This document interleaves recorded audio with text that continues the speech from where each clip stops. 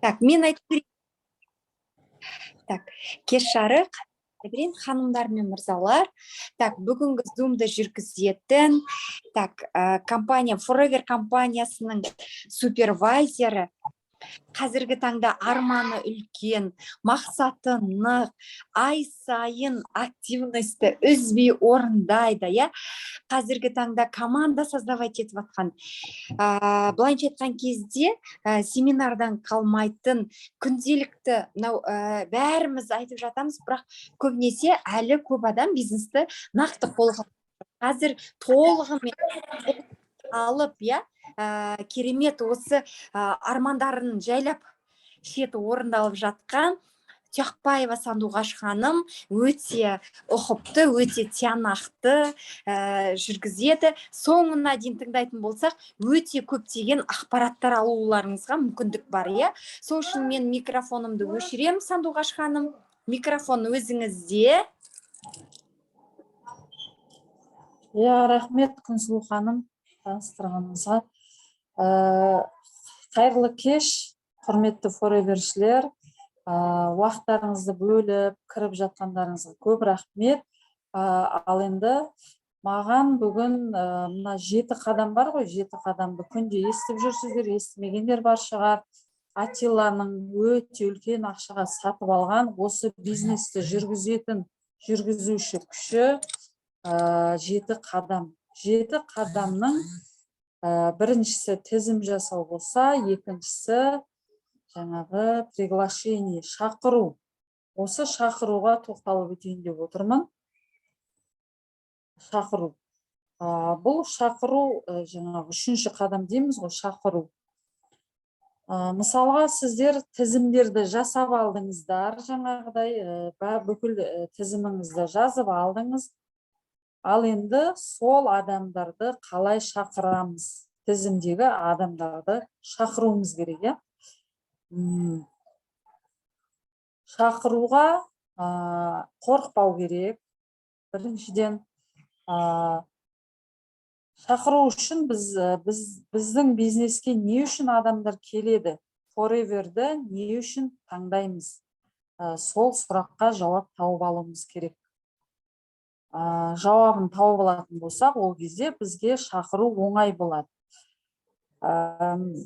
Жеңіл шақырамыз, ешқандай қобалжымай, жаңағыдай кәдімгідей звондап шақырамыз, немесе тікелей кездесіп шақыруға болады. Шақырған кезде бұл бизнеске адамдар әртүрлі себеппен келеді. Мысалыға, біреуге денсаулық керек, біреуге ақша керек, біреуге пенсия ұнайды, біреуге признание керек, біреуге отношение керек. Шақырған кезде барлық адамды бірдей шақыра бермейміз. Бірдей жаңағыдай бір шаблонмен давай бизнеске кел, давай бизнеске кел деп шақырмаймыз. Әр адамның өзінің қажетіне қарай шақырамыз. Бірінші мысалға алайық, денсаулыққа. Көбі мысалға денсаулыққа келеді. Сол үшін денсаулыққа біздің Forever өнімдерінің бәрі денсаулыққа арналған. Бізде 250-ден астам өнімдердің түрлері бар. Сол үшін денсаулыққа шақыруымызға болады. Денсаулығын туралау үшін шақыруымызға болады. Мысалға алайық, сіздің бір танысыңыздың асқазанында язва немесе гаймориті бар деп айтайық. Ол адамға бизнес керек емес. Ол адамға бірінші орында денсаулығын туралап алу керек. Сіз бизнесті айтатын болсаңыз, ол адам тыңдамайды. Ой, мынау не айтып кет, мен өзім жаныммен алысып келіп отырсам, ол ақшаны бизнесті айтып отыр дейді. Сол үшін ол адамның бірінші байқаймыз, жаңа денсаулығына қатысты екенін, сосын ол кісіге денсаулығына айтамыз. Мысалы, айтайық, Динара, сенің асқазаныңда яздаң бар еді ғой, немесе гайморитің бар еді ғой. Бұл жерде жаңағы шақырған кезде оған вилка әдісін қолданамыз. Қазір айтып өтемін. Динара, сенің денсаулығың жөнінде кездесе қалай болады? Сенің проблемаңды шешетін осындай керемет бір мүмкіндік туып тұр. Осы жерде мына вилка әдісін қолданамыз. Вилка әдісі дегеніміз, біз оны бір уақытқа туралап аламыз. Жаңағы кездесетін уақытымызды белгілеп аламыз, нақтылап аламыз. Оған айтамыз, мысалға, жұмыс күні келе аласың ба, немесе демалыс күні келе аласың ба? Демалыс күні десе, суббота немесе воскресенье дейміз. Воскресенье дейтін болса, обедке дейін ба, кейін ба, сол уақытын нақтылап аламыз.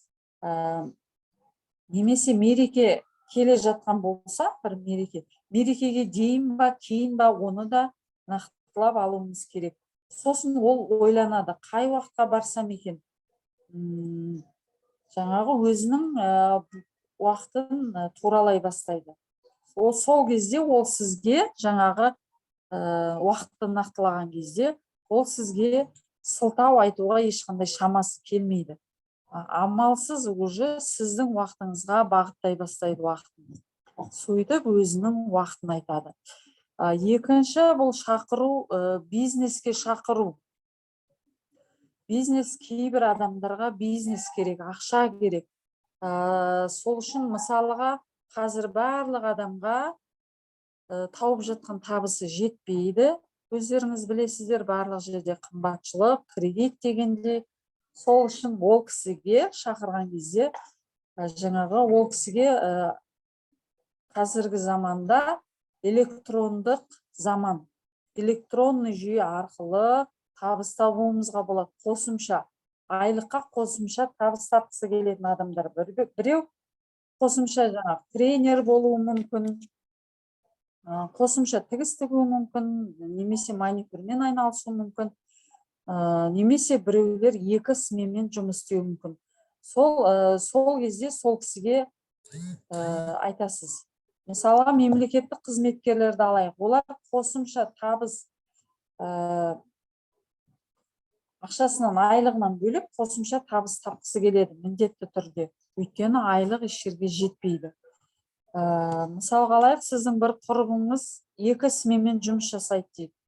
Сіз оған айтасыз, оны былай шақыруымызға болады. Бірден оған осындай бизнеске кел, осындай ақша табуға болады деп айтпайсыз. Оған айтасыз, мысалға, Гүлмира, сенің жағдайың қалай, отбасың қалай, бала-шағаң аман есен ба, деп бірінші жағдайын сұрап аламыз. Одан кейін, сенің осы істеп жүрген жұмысың өзіңе ұнай ма? Соны сұрайсыз. Ол өзі айта бастайды, ой, осындай қиын, шаршап кеттім, амалсыздан жұмыс істеп жүрмін деген әртүрлі өзінің ішкі жаңағы ұнамайтын жақтарын айта бастайды. Сол кезде сіз оған, білесің ба, осындай қосымша табыс тапқың келе ма деп сұрайсыз. Ол кезде ол қандай табыс, не істеу керек деп ол өзі сізге обратный сұрақ қоя бастайды. Сіз сол кезде айтасыз, мен осындай қосымша жұмыс жасап жүрмін. Бұрынғыдан да табысым көбірек, жақсы тауып жатырмын, осындай бизнес жасап жатырмын деп өзіңіздің тауып жатқан ақшаңызды айта бастайсыз. Бұл жерде де жаңағыдай вилка әдісін қолданасыз. Бизнеске шақырған кезде де, давай, қай кезде кездесе аламыз? Демалыс күні ма, жұмыс күні ма? Жұмыстан кейін ба? Немесе демалыс күні болатын болса, қай уақытта? Обедтен кейін ба, дейін ба? Сол уақытын бұл жерде де нақтылап аласыздар. Бизнеске шақыру үшін де сол бір әдісті қолданамыз. Ал енді үшіншісі бұл пенсия дейді. Пенсия, бізде де білесіздер, фореверде пенсия алуға болады қосымша. 18-ге толғаннан бастап пенсия алу мүмкіндігі бар. Мысалға, қазіргі жастарды алатын болсақ, жұмыс жасап жүрген. Біздің келешегіміз бұлыңғыр, қазірден айтып жатыр. Біздің пенсия алу, алмауымыз белгісіз, алмауымыз да мүмкін. Келешекте пенсия болмайды. Мысалға, шетелде көп жерде пенсия жоқ. Бізде шетелдің әдіс тәсілдерін қолданып жатыр, өздеріңіз білесіздер. Сол үшін бізде де келешекте пенсия болмауы мүмкін. Сол жағын қарастыра келе, сіздер ол адамға айтасыздар. Мысалға бір танысыңыз дейік, 2 жылдан кейін ба бір пенсияға шығайын деп жатыр. Ол кісіге айтасыз. Сіз пенсияға шыққаннан кейін пенсияңызға қосымша осындай пенсия табуыңызға болады. Немесе пенсияңызға шықпай тұрып пенсияға, осындай пенсияңызға қосымша табыс пенсия табуға болады. Соны айтып өтесіздер. Пенсия кейбіреулер, мысалға өткенде кешегі семинарда Данияр мырза келді, Бұқаршин, кейбіріміз қатысты оған. Сол кезде өзінің астындағы бір партнерін таныстырып отыр. Ол Мейрамбек деген жігіт, ол жігіт жаңағы военный болып жұмыс істейді екен. Сол военный болып жұмыс істейтін жігітті шақырған кезде осы табыс көздерін айтып өтеді ғой, компанияның. Табыс көзін айтып өткен кезде оған пенсия ұнап қалады. Өйткені олар ерте пенсияға шығады, пенсиядан кейін немен айналысамын деген оларда бірінші маңызды сұрақ тұрады. Пенсияға шыққаннан кейін өздеріңіз білесіздер, мемлекеттік қызметкерлер өздерін ешкімге керексіз болып қалғандай, жаңағыда ешкім іздемейді. Сол жағынан ең бірінші қорқады екен. Пенсияға шыққаннан кейін керексіз болып қалудан қорқады. Ары қарай қосымша жұмыс істегісі келеді, табыс тапқысы келеді. Сол үшін ол кісілерге осы пенсияны ұнайды. Жаңағы Мейрамбек деген военный жігітке пенсия деген сөз миына қонып қалған. Сол үшін ол бизнесті бастап кетеді. Сол жігіт келді, сонымен таныстырып отыр. Сол сияқты әркімге әртүрлі нәрсе ұнайды бұл жерде. Жаңағы пенсия керек адамға пенсияны айтамыз. Бұл жаңағыдай миллиондап пенсия табуға болатынын, ол пенсияны немерелеріне мұра ретінде қалдырып кететінін айтып өтесіз. Осы жерде бір кітап бар, керемет, 28 секретов успеха деген. Сол кітапты оқысаңыздар болады, осы туралы айтып өтілген. Менің жаңағы айтасыздар, менің сізге керемет ұсынысым бар, осындай пенсияға шыққан соң да немесе пенсияға дейін де осылай табыс табуыңызға болады деп. Ол жерде де жаңағы вилка әдісін қолданамыз. Енді біреулерге демей ақ қояйық, барлығымызға признание деген нәрсе ұнайды. Признание ол бізді бір қолпаштау, мойындау, жаңағы барлығымызға сахнаға шығып сөйлеу, журналға шығу, жаңағы біздің атымызды атап, осындай немесе сыйлық алып жатсақ, осы компаниядан семинарға барсақ, журналға шығып жатсақ, соның өзі қандай признание. Мысалға мен өзім бірінші тіркелген жылы, 19-шы жылы жаңағы Алматыға семинарға бардық, ден успеха. Соған барған кезде бізді суретке сол семинардың журналы шықты, бір 3 айдан кейін ба, сол жерде біздің де суреттеріміз тұрды. 5-6 суретте бізде тұрдық. Ешқандай жаңағы тек қана ассистент супервайзер болып жауып бардық. Сол кезде журналға шыққанның өзі бізге керемет ұнады, менің өзіме, басқаларды білмеймін, өзіме жақсы ұнады. Сол журналды үйде сақтап қойғанмын. Жаңағы Илкеричмен, Райхан ханыммен түскен суреттеріміз бар. Басқа бір командамен түскен суреттеріміз бар. Сол журналға шыққанның өзі керемет бір ұнады. Сол сияқты журналға шығу, статус жапқанда сахнаға шығып сөйлеу, соның бәрі ұнайды. Біреулерге признание ұнайды. Признание ұнайтын адамдарды жаңағы шақыруға болады. Барлық адамға ұнайды признание. Енді 5-шісі отношение. Бұл бизнес, өздеріңіз күнде естіп жүрсіздер. Бұл бизнес человеческих взаимоотношений дейді ғой. Адамдардың қарым-қатынасынан құралатын бизнес. Мысалға, қарым-қатынас болған кезде, бұл жерде жаңағы біреуге қарым-қатынас керек. Мысалға, біреулер жаңадан көшіп кеп жатыр делік, ол жерде ешкімді танымайды, кіммен араласатынын білмейді, жаңағыдай. Мысалға, біреудің жолы болмай жүр, өмірлік жаңағы өмірде жолы болмай жүр, Біреулердің араласатын ортасын таппай жүр, жаңағы біреулер араласатын ортасы болмайды, араласып кете алмайтын адамдар болады. Бұл жерде өздеріңіз білесіз, біздің осы компанияда керемет аура, бұл жерде жаңағы миллионерлермен жолығасың, әртүрлі возрасттағы адамдар, әртүрлі мамандықтағы адамдар жұмыс жасайды. Соған қарамастан біз сол адамдармен бәріміз бірдей араласамыз. Мысалға, анау үлкен кісі демейміз, мынау жас демейміз, барлығымыздың мақсатымыз, бағытымыз бір болғандықтан ол адамдармен бір қарым-қатынас жақсы құрылады да, сол қарым-қатынас біреулерге керек. Сол үшін оған айтасыз, білесің бе, мен сені бір керемет ортамен таныстырайын деп едім. Ол жерде жаңағы денсаулық та бар, ақша да бар, жаңағы ортасын таба алмай жүрген адамға осылай шақыруымызға болады.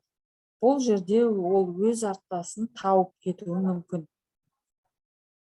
Бұл жерде жаңағыдай осы жерде айтып кететін момент, «Стань профи» деген кітап бар. «Стань профи» деген кітапта осы адамды қалай шақыру керек, сол шақырудың техникасының бәрін сол кітапта жазған. Оқитын болсаңыздар, кітапта техникасын бәрін жазған. Шақырған кезде әйтеуір шақыра беруге болмайды. Жаңағыдай техникаларды қолданып, жақсылап шақыруымыз керек адамдарды. Жаңағыдай айттым ғой, барлығын бір шаблонмен бірдей шақыра бермейміз, бірдей отырғызып алып маркетинг айта бермейміз. Кімге не керегін анықтап алып, соған қарай ыңғайлап шақырамыз. Мысалыға, танысыңызбен бір жерде кездесіп қалдыңыз делік, танысыңызбен сөйлесіп жатырсыз. Сол кезде сіз біраз сөйлескеннен кейін айтасыз, кешірші, менің уақытым болмай жатыр, мен маңызды кездесуім бар еді осы уақытта, соған асығып бара жатырмын, уақытым болғанда өзім хабарласамын семен. Сол сөз, ол кезде, сол нәрсені оған айтқан кезде, ол адамның алдында сіздің бағаңыз көтеріледі. Ол адам ойланып қалады, уақыты жоқ екен ғой, бұл немен айналысып жүр дегендей ой туады. Екінші, комплимент айту.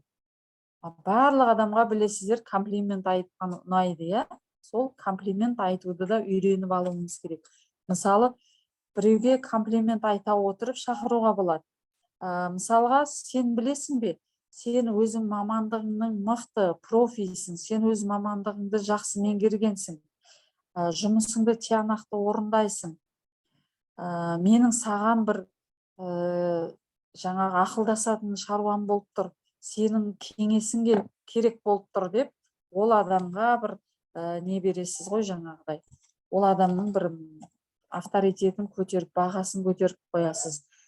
Сол кезде ол жарайды, не сұрайын деп едің, қандай ақыл кеңесім керек болып тұр деп, ол адам сіздің ыңғайыңызға қарай жаңағыдай ыңғайлана бастайды. Сол кезде сіз осы бизнес туралы айтуыңызға болады. Бір ішіндегі сұрақты түсінбегендей болып, сұрақтарыңызды қоюыңызға болады. Сол кезде ол ой тыңдайды да,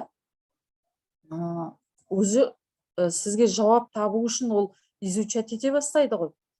Сол жауапқа жаңағы тауып беру үшін.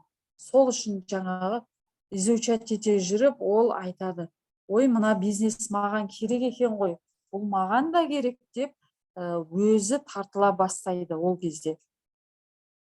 Үшінші бір вариант бар, мен сені бір жерге шақырайын деп едім.